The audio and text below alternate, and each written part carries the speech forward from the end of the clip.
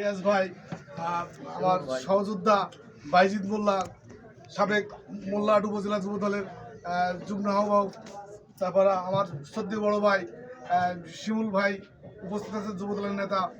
আমি মোল্লাহাট থানা যুব দলের যে সমস্ত মানে 7টা ইউনিয়নের যে 7টা ইউনিয়নে গাংনী ইউনিয়নের অফিস করা হয়েছে, আপনার কুদালিয়াটায় অফিস করা হয়েছে।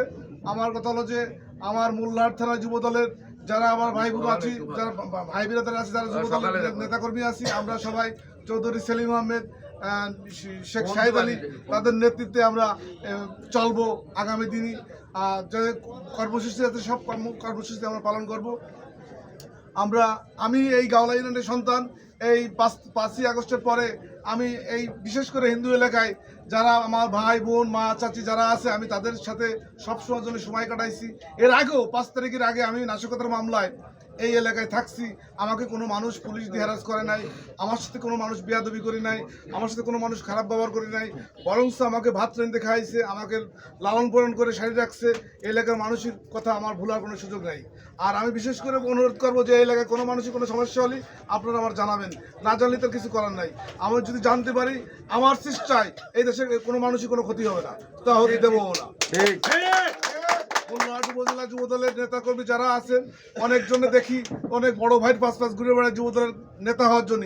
যারা আগামী দিনে ইউনিয়নের নেতা হবেন, গাওলা ইউনিয়ন সব 7টা ইউনিয়নে যারা নেতা হবেন, তারা এই যুব দলের কমান্ড মানবেন, যুব দলের নেতৃত্ব মানবেন। আমি যেমন বাগেরহাট জেলা যুব দলের সদস্য, সাবেক সাবেক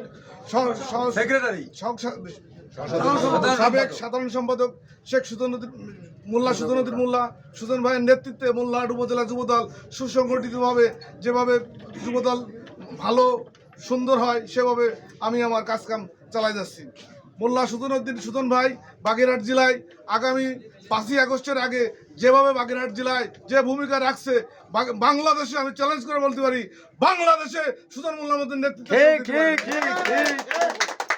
আমি আজকের এই সভা, আমি আর বেশি কথা বলবো না। আজকের এই সভা এখানে সমাপ্তন